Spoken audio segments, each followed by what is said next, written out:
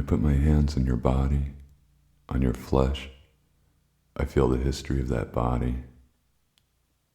Not just the beginning of its forming in that distant lake, but all the way beyond its ending. I feel the warmth and the texture, and simultaneously I see the flesh unwrap from the layers of fat and disappear. I see the fat disappear from the muscle. I see the muscle disappear from around the organs and detach itself from the bones. I see the organs gradually fade into transparency, leaving a gleaming skeleton, gleaming like ivory, that slowly revolves until it becomes dust. I am consumed in the sense of your weight, the way your flesh occupies momentary space, the fullness of it beneath my palms. I'm amazed at how perfectly your body fits to the curves of my hands. If I could attach our blood vessels so that we would become each other, I would. If I could attach our blood vessels in order to anchor you to the earth, to this present time, to me, I would. If I could open your body and slip up inside your skin and look out your eyes, and forever have my lips fused with yours, I would. It makes me weep to feel the history of you, of your flesh beneath my hands, in a time of so much loss. It makes me weep. It makes me weep to feel the movement of your flesh beneath my palms as you twist and turn over to one side to create a series of gestures, to reach up around my neck, to draw me nearer. All these moments will be lost in time, like tears in rain.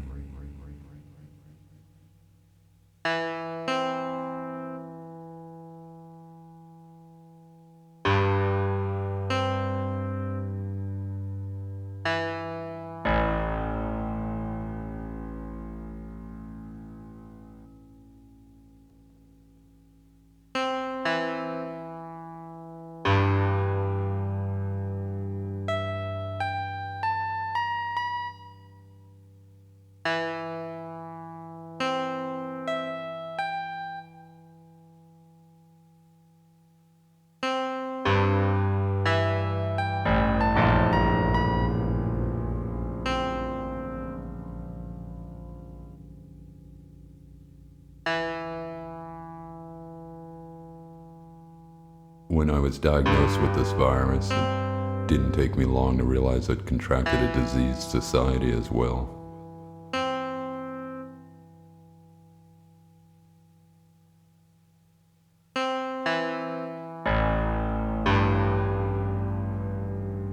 Meat, blood, memory, war.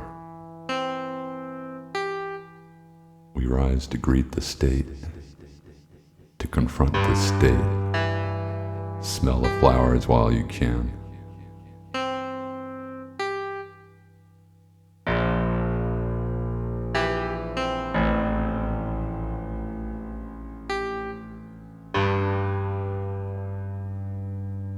Meat, blood, memory, war.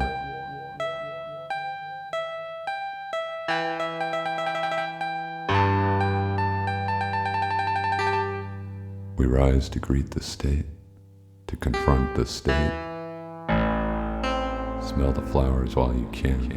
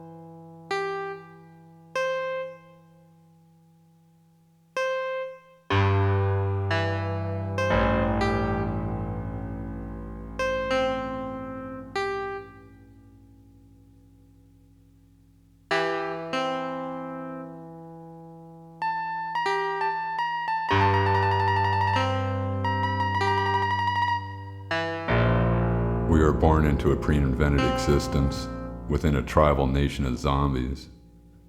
And within that illusion of a one-tribe nation, there are real tribes. Some of the tribes are in the business of sucker-punching people's psyches in the form of maintaining the day-to-day job of government. They sell the masses a pile of green tainted meat, i.e., a corrupted and false history as well as a corrupted and false future.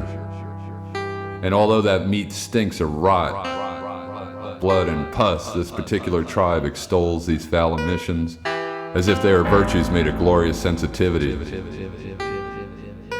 Praise all glory while we do it to them again.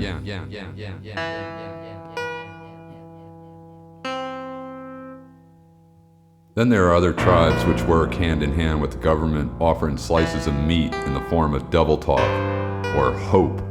Hope is a chain of submission. And then there are tribes that suckle at the breast of telecommunications every evening after work and are fatally lulled into society's deep sleep. Day after day, they experience waking nightmares, but they've either bought the kind of language from the tribe that holds out hope, or they're too fucking exhausted or fearful to break through the illusion and examine the structures of their worlds.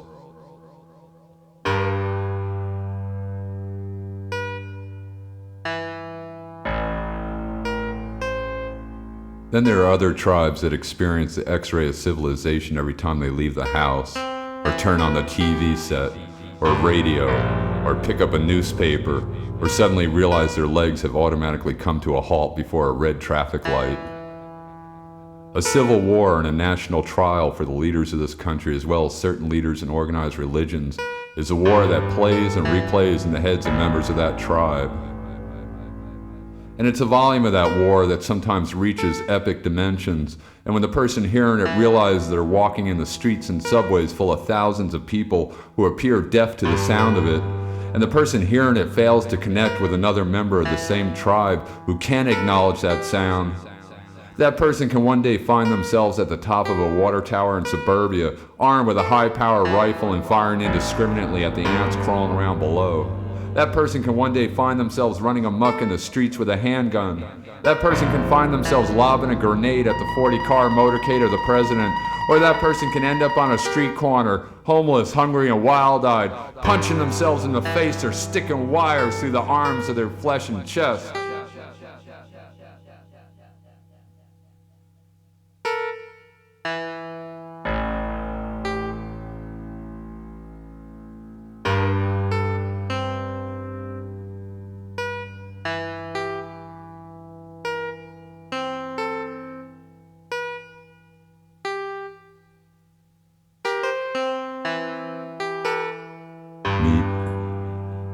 Blood, memory, war.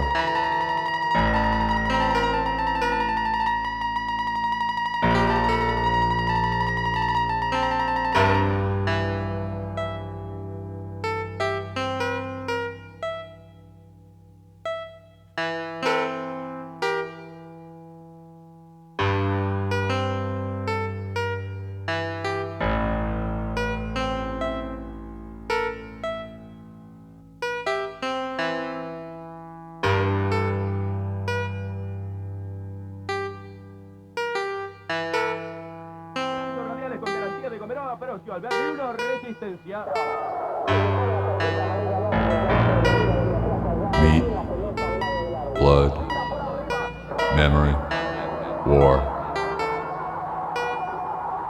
Smell the flowers while you can.